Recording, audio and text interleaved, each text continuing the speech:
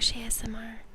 I hope that you're having a lovely morning, night, or whatever time it happens to be. Tonight we're going to be continuing reading Pride and Prejudice by Jane Austen. We are now in chapter 15. I hope that if you are enjoying this video that you will like and subscribe so you don't miss out on the rest of the story. But in the meantime, let's go ahead and read chapter 15.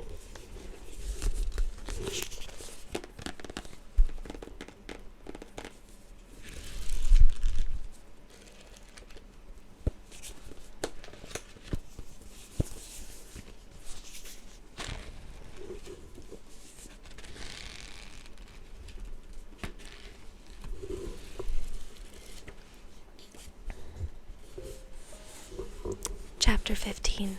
Mr. Collins was not a sensible man, and the deficiency of nature had not been but little assisted by education or society, the greatest part of his life having been spent under the guidance of an illiterate and miserly father, and though he belonged to one of the universities, he had merely kept the necessary terms, without forming at it any useful acquaintance.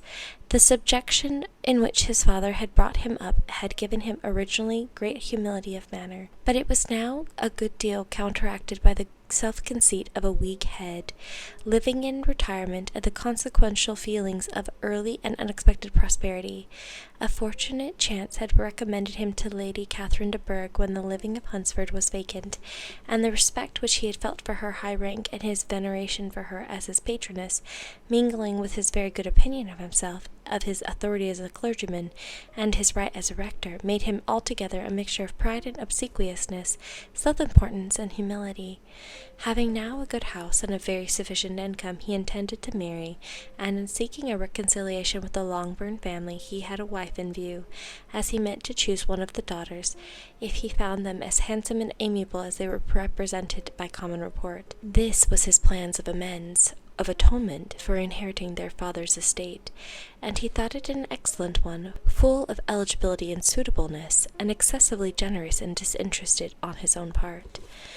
His plan did not vary on seeing them. Miss Bennet's lovely face confirmed his views, and established all his strictest notions of what was due to seniority, and for the first evening she was his settled choice. The next morning, however, made an alteration, for in a quarter of an hour's tete-a-tete with Mrs. Bennet before breakfast, a conversation beginning with his parsonage house, and leading naturally to the avowal of his hopes that a mistress might be found for it at Longbourn, produced from her, amid very complacent smiles and general encouragement, a caution against the very Jane he had fixed on. As to her younger daughters, she could not take upon her to say. She could not positively answer, but she did not know of any prepossession. Her eldest daughter, she must just mention, she felt it incumbent on her to hint, was likely to be very soon engaged. Mr. Collins had only to change from Jane to Elizabeth, and it was soon done, and done while Mrs. Bennet was stirring the fire. Elizabeth, equally next to Jane in birth and beauty, succeeded her, of course. Mrs. Bennet treasured up the hint, and trusted that she might soon have 2 daughters married, and the man whom she could not bear to speak of the day before was now high in her good graces. Lydia's intention of walking to Meryton was not forgotten. Every sister, except Mary, agreed to go with her, and Mr. Collins was to attend them at the request of Mr. Bennet, who was most anxious to get rid of him, and have his library to himself. Mr. Collins had followed him there after breakfast, and there he would continue, nominally engaged with one of the largest folios in the collection, but really talking to Mr. Bennet with little cessation of his house and garden at Hunsford. Such doings discomposed Mr. Bennet exceedingly. In his library he had been always sure of the leisure and tranquillity, and though prepared, as he told Elizabeth, to meet with folly and conceit in every other room of the house, he was used to be free from them there. His civility, therefore, was most prompt in inviting Mr. Collins to join his daughters in their walk, and Mr. Collins, being in fact much better fitted for a walker than a reader, was extremely pleased to close his large book and go. In pompous nothings on his side and civil assents on that of his cousins, their time passed till they entered Meryton. The attention of the younger ones was then no longer to be gained by him. Their eyes were immediately wandering up in the street in quest of the officers, and nothing less than a very smart bonnet indeed, or a really new muslin in a shop window, could recall them. But the attention of every lady was soon caught by a young man, whom they had never seen before, of most gentlemanlike appearance, walking with another officer on the other side of the way. The officer was the very Mr. Denny, concerning whose return from London Lydia came to inquire, and he bowed as they passed.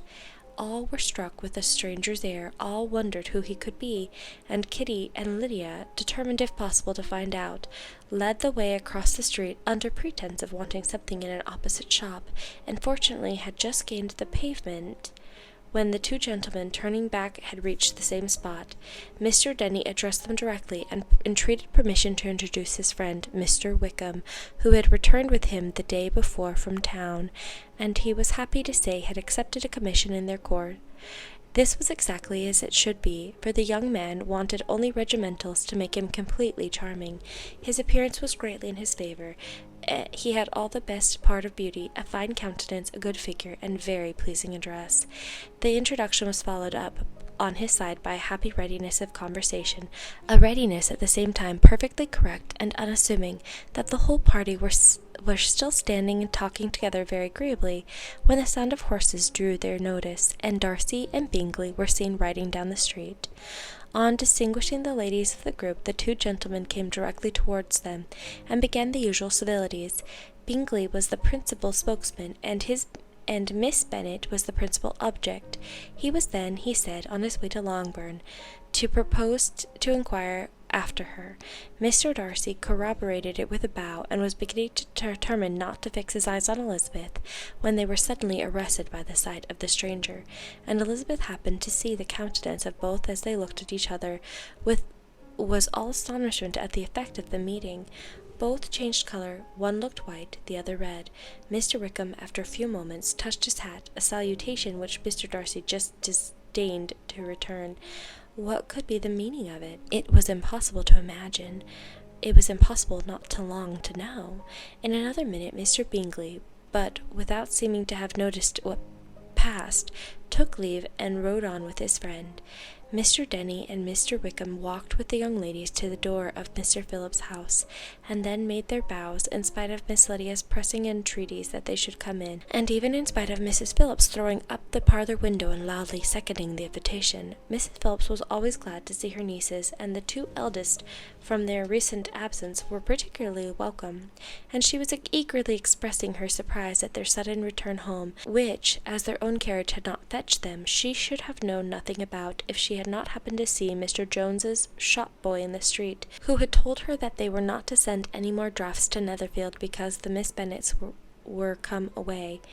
When her civility was claimed by Mr. Collins by Jane's introduction of him, she received him with her very best politeness, which he returned with as much more, apologizing for his intrusion without any previous acquaintance with her, which he could not help flattering himself, however, might be justified by his relationship to the young ladies who introduced him to her notice.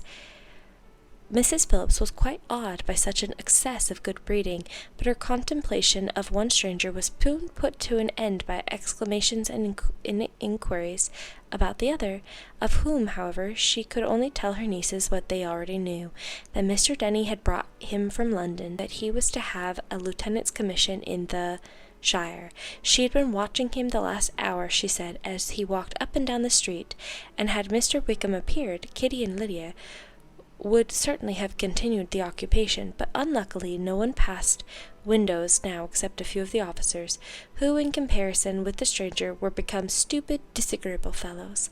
Some of them were to dine with the Phillipses the next day, and their aunt promised to make her husband call on Mr. Wickham and give him an invitation also. If the family from Longbourn would come in the evening. This was agreed to, and Mrs. Phillips protested that they would have a nice, comfortable, noisy game of lottery tickets, and a little bit of hot supper afterwards. The prospect of such delights was very cheering, and they parted in mutual good spirits. Mr. Collins repeated his apologies in quitting the room, and was assured with unwearying civility that they were perfectly needless. As they walked home, Elizabeth related to Jane what she had seen pass between the two gentlemen, but though Jane would have defended either or both, had they appeared to be in the wrong, she could no more explain such behavior than her sister. Mr. Collins, on his return, highly gratified Mrs. Bennet by admiring Mrs. Phillips's manners and politeness. He protested that, except Lady Catherine and her daughter, he had never seen a more elegant woman, for she had not only received him with the utmost civility, but even pointedly included him in her invitation for the next evening, although utterly unknown to her before. Something, he supposed, might be attributed to his connection with them, but yet he had never met with so much attention in the whole course of his life. That's it for chapter 15. I hope that you enjoyed it. If you want to keep hearing the story, subscribe and like this video. I hope that you have a good night's rest and that you wake well rested and energetic in the morning. Goodbye.